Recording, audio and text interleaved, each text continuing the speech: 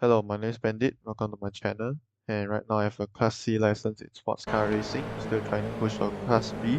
And today I'm going to do some races around Charlotte Motorspeedway with the GXT6. And the title I say that this track is a silent race killer. As in, just take a look at these few clips. You can see that there are some bias on why I give it this nickname, the silent race killer, because you can just kill your race quietly without you even realizing it until it's too late. And yeah, let's hop into the race. This track, I would say, it's quite special, one of a kind. It's one of the very few tracks that I think that can actually upset the GXT6 by itself if you're not being too careful. The GXT6 it's more beginner friendly compared to the M2 and MX5. Those two are a bit more slippery. When a GXT6 for most of the time you can just slam to the throttle very hard and still keep the cars in very good place. But not on Charlotte. For some of the corners the curbs are way higher, so if you take it too deep, obviously it's gonna upset the car balance. And in qualifying it's easier to just avoid the curbs for some of the corners because you have the track to your whole self. But in the actual race, it's actually a bit hard to do that because you have cars by your side all the times. So sometimes you cannot change, you cannot control which part of the track you want your cars to be on. So I think that's the whole challenge for this race, to just keep very careful around the curbs and not take too deep. And although I have owned iRacing for quite a few months, but actually this is my very first time to race on this track, so I'm still 2 seconds slower. I think that's what your average midfielder do. Uh, so yeah, fighting for the position is seems very impossible for me because I'm 2 seconds slower every lap. So what I can do is just keep my car in one piece and just try not to ruin the race by myself. And as you can see in the formation lap, this guy very unlucky, take the curb too deep and just ruin the race itself before the race even start.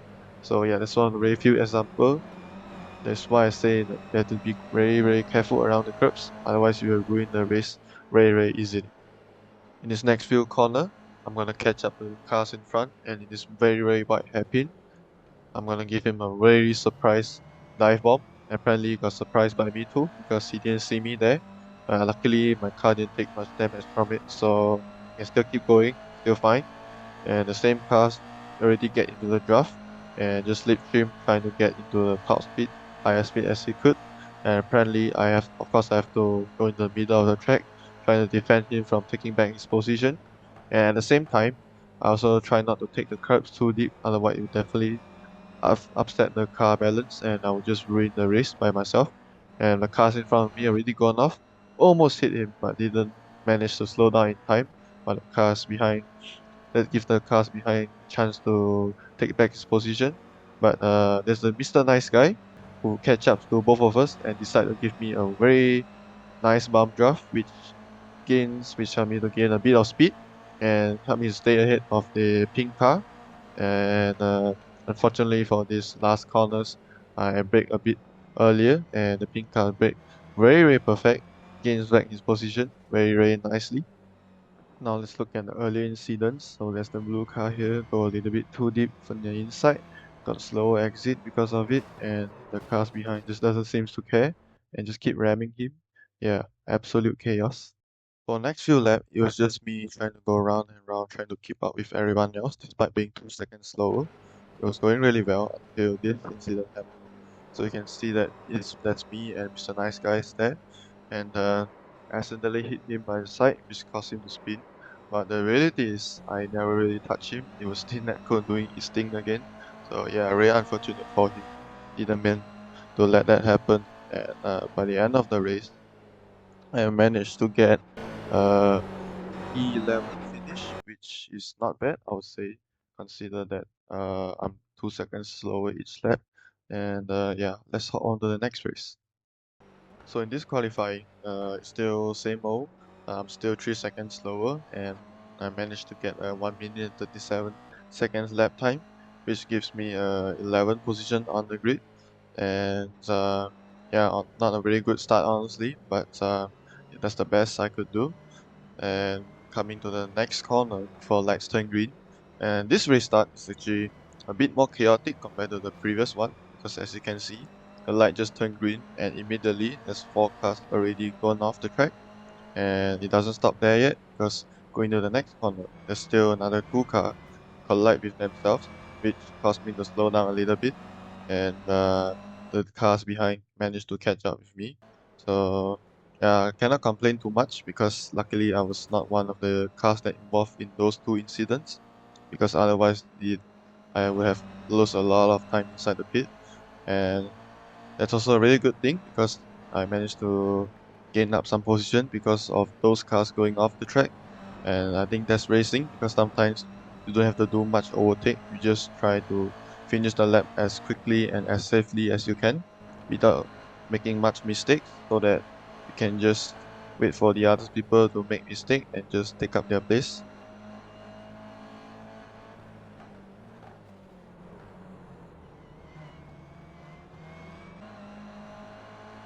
On the second lap, I was pressured by the yellow car behind, which I didn't handle well, and I made a tiny bit of mistake. It was a bit too wide on the grass, and I lose two position because of that. But onto this very wide hairpin, the cars in front decide to just bump into each other. And yeah, and let's look back into the rear view cameras. As you can see, there's 3 cars follow very closely to me, and for this next fast corner I make a bit of a mistake, goes a bit on the grass, but that's okay because those on didn't very wide hairpin. The 2 of the cars in front just decide just come into each other, and I got a free chance to get back my places. And for the rest of the race, basically nothing really interesting happens to me anymore, and except that I got overtook once because I was constantly 2 seconds slower than everyone else. But it's kind of surprised, to be honest, because I thought I'm gonna get overtake by like 3 or 4 times. But I think it's probably due to the previous incidents, as there's quite a numbers of cars involved in those. So they probably lose like 2 to 3 minutes in the pits, and it's of course it's gonna be harder for them to catch up to me. And the whole race, I was just trying to be as consistent as I can, try not to make too many mistakes. And yeah, I was constantly thinking about which curve to hit and which curve not to hit, because as you can see from the previous clip, if you go a bit too deep or too aggressive in certain corners for the curbs or the apex, you're definitely gonna upset the car's balance, and you're just gonna spin and just basically just ruin your whole race. So yeah, I think for Charlotte's the biggest challenge is just avoiding curves, for me at least.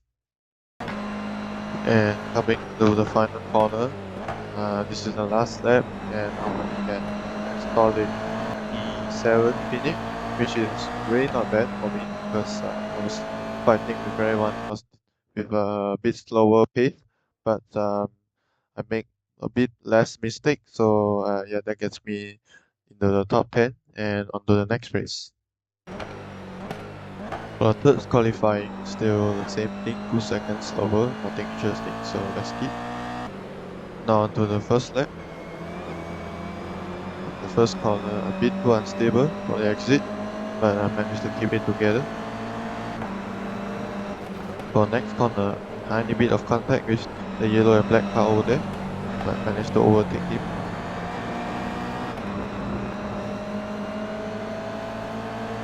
And full flat for the next corner, no lifting. And tiny bit of braking over here. And now to my favorite corner for the whole track, which is this very wide hairpin, because that's where I have a very high chance of overtaking someone, like the black and purple car. Now on the same lap, coming down to the final corner, something interesting is about to happen, because the green car in front of me is gonna go a bit too deep and almost lose the car. Managed to save it, and I managed to brake in time, but the car behind me doesn't, and it caused a bit of chain reaction for himself, so he just went off track.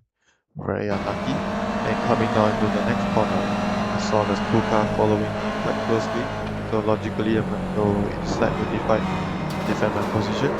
And a bit too aggressive on the throttle there, and almost lose my rear end, but managed to save it. And yeah, there's also two cars behind me also went off track, not exactly off track, and they just spun and hit the wall at the same time. So it's a bit sad for them because obviously there's a white car also make the same mistake as me, a bit too aggressive on throttle, spun and hit the green car, and they just lose the car at the same time. Very synchronized. After a few corners, I was in 13 trying to chase for 12, and the car in front of me made a bit of mistake, hit the wall, and I managed to catch up to him and move a place higher. And yes, that's another victim of the Charlotte Motorspeedway. So it's a very fun to drive, and I'll say definitely challenging for especially for amateur driver who's not really familiarized with how to take the curb based on that kind of situation like Charlotte, which has a variety of curbs. For some corners you can take the curbs flat out and car will do just fine. But for the other corner, which has a higher curb, you have to compromise your throttle input a little bit, otherwise you'll definitely upset the car balance. And although you would say that or you can counter steer or you can apply a little bit of brakes when your car spin, but you can't guarantee that you can save it every time. So my advice is to just be gentle around Charlotte for some of the corners. If you have to take too deep, compromise your throttle input, and if the curb is safe to take flat out, just go flat out. And I think that's all about it. And coming to the end of the race, I'm gonna get a solid P11, which is not bad, I would say. And yeah, that concludes my race. I hope you enjoy, and see you in the next video, I guess.